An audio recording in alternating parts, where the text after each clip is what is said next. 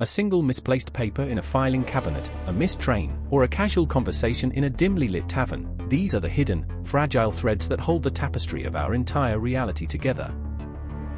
You think history is a grand, orderly march of emperors, conquerors, and disciplined armies? It is not. It is a series of chaotic, often disturbing accidents committed by people who didn't even know they were changing your life forever. In 1914, Gavrilo Princip wasn't looking to change the world, he was looking for a sandwich. But his hunger led to a wrong turn, a stalled car engine, and the assassination that triggered the death of millions. What if he hadn't been hungry? What if the driver hadn't taken that specific, fateful route? The world as you know it would cease to exist. This is the dark, unsettling reality of history. Let's descend into the shadows of the forgotten.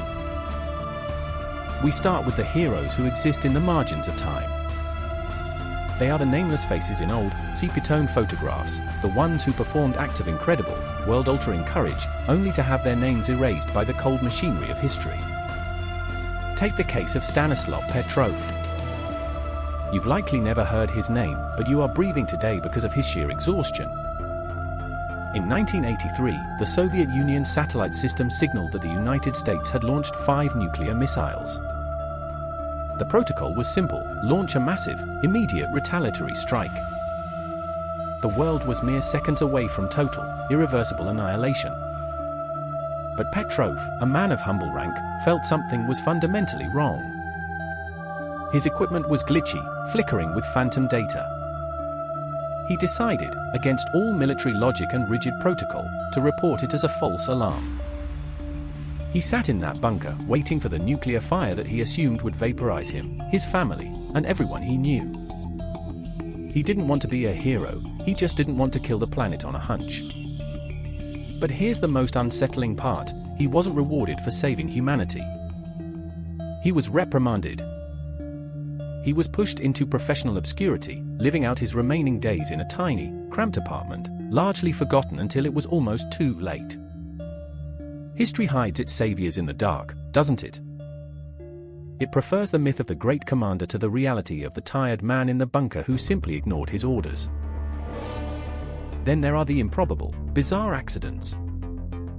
History is littered with moments where the smallest error created the biggest shift. Think about Alexander Fleming. He was a notoriously messy scientist who left a window open and a petri dish uncovered in his cluttered workspace. That act of laziness led to the discovery of penicillin, the foundation of modern medicine. Millions of lives were saved by a man who couldn't be bothered to clean his lab. But think about the other side of that coin. How many potential breakthroughs were destroyed by a single moment of cleanliness? How many times has our collective fate been decided by someone's poor housekeeping? It's a terrifying thought: your life expectancy might be determined by a stray mold spore in 1928, or a spilled cup of coffee in a laboratory in 1950. Then there is the story of the man who missed the Titanic. He was a clerk, a nobody, who simply overslept. He woke up, cursed his alarm clock, and went back to sleep, oblivious to the catastrophe unfolding at sea. A few hours later, he learned the ship had sunk. He spent the rest of his life in a state of profound existential dread, wondering why he was spared while thousands perished in the icy dark. Was it luck? Or was it a cruel twist of the universe, saving him for a different, perhaps darker, purpose? These accidents aren't just quirks, they are the gears of a machine that doesn't care if you live or die. It is a clockwork universe built on the foundation of a stumble. We move to the small, quiet actions that rippled through centuries. There was a woman in the 19th century who refused to give up her seat, not because of a grand political movement, but because her feet simply hurt. We turn these people into symbols, plastering their faces on posters and statues, but we forget the raw, aching humanity of their fatigue. Every major shift, the fall of the Berlin Wall, the end of the Cold War, started with a person deciding to do something small, like opening a gate or misinterpreting a memo. In 1989, a spokesperson for the East German government, Günter Schabowski, made a mistake during a press conference. He announced that travel restrictions were lifted, effective and immediately, even though he didn't actually know if that was true. He just spoke a lie, and because he was a man in power, that lie became a reality. Thousands of people flooded the checkpoints. The guards, confused and unprepared, stood aside. The wall fell because of a bureaucratic blunder, not a grand strategy. The world changed because one man was too tired to read his notes correctly. Doesn't that make you feel small? Doesn't it make you realize that the great leaders are just as incompetent, tired, and mistake-prone as the rest of us? And what about those who stood in the way of war? We think of war as an inevitable tide, a force of nature. But it has been stopped, time and time again, by people who refuse to play the game. Consider Vasily Arkhipov. During the Cuban Missile Crisis, he was on a Soviet submarine surrounded by US destroyers. The captain, believing war had already started, wanted to launch a nuclear torpedo. The protocol required 3 officers to agree. 2 said yes. Arkhipov said no. He sat in that stifling, metal tube, arguing against the entire command structure, knowing that his dissent could be seen as treason. He stood alone against the pressure of the entire world. He didn't just prevent a battle, he prevented the end of civilization. And yet, he returned to Russia to a life of quiet anonymity. He was never celebrated. He was never given a parade. He simply went back to his life, knowing that he had held the trigger to the apocalypse and chose not to pull it.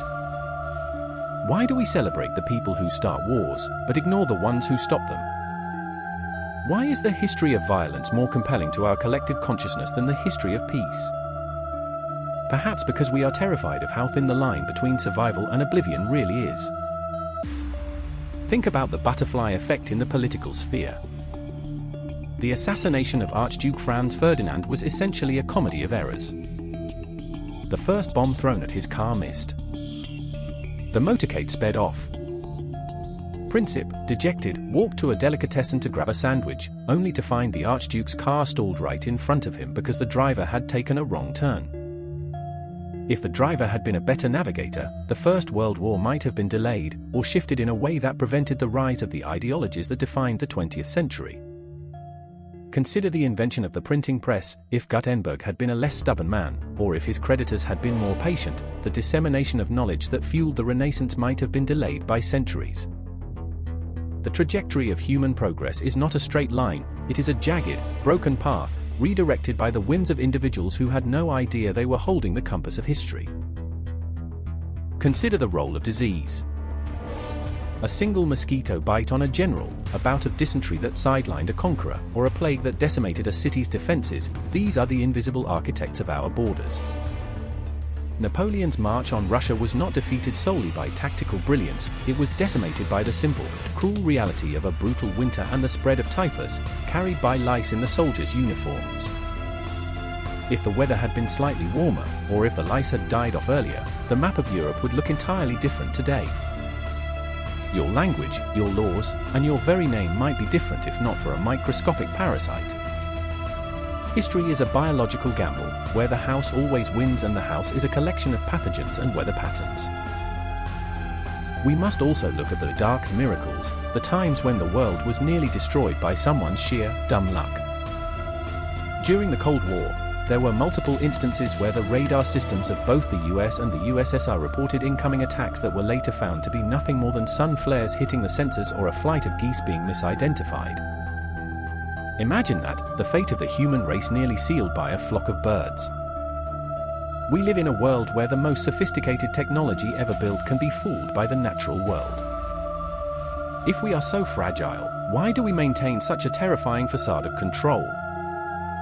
It is a defense mechanism. We pretend that history is a narrative with a beginning, a middle, and an end, because the alternative, that it is a chaotic, blind accident, is too frightening to contemplate. Finally, we reach the truly unbelievable. There are stories that defy explanation, moments where reality seems to glitch. Consider the ghost soldiers of World War I, men who were reported dead but simply vanished, only to reappear years later in different countries, living lives they had no memory of. or the case of the Ship of Fools, where a group of sailors claimed they encountered a vessel that shouldn't have existed, crewed by people who had died decades prior.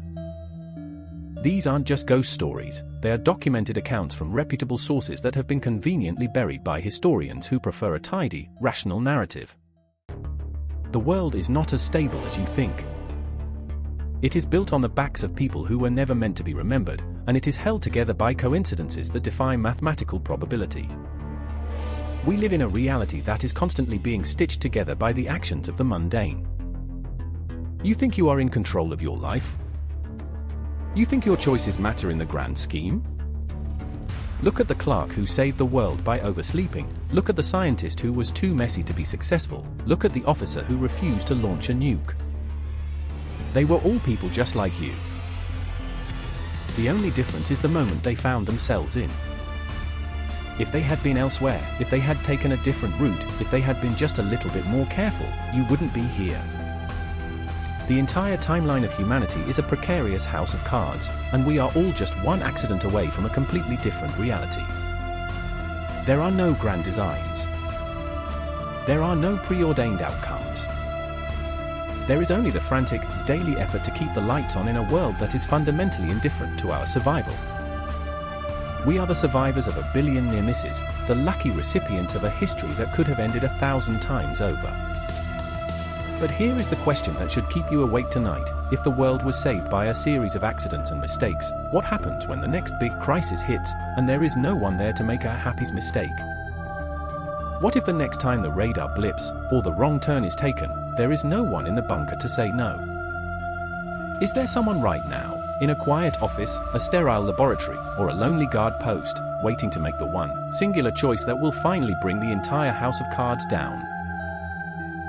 History is a pendulum that swings between the miraculous and the catastrophic, and we are currently standing in the center, waiting to see which way it moves next. The next great turning point will not be announced with trumpets or grand speeches. It will happen quietly, in the dark, behind a closed door, perhaps by someone who is just tired, or hungry, or simply in the wrong place at the wrong time. We are living in the quiet before the next accident, and the most terrifying thing of all is that we are the ones who will have to live with the consequences of a decision we didn't even know was being made. The shadows of the forgotten are not just behind us, they are waiting for us in the future, ready to trip us up or save us from ourselves, depending entirely on the next roll of the cosmic dice.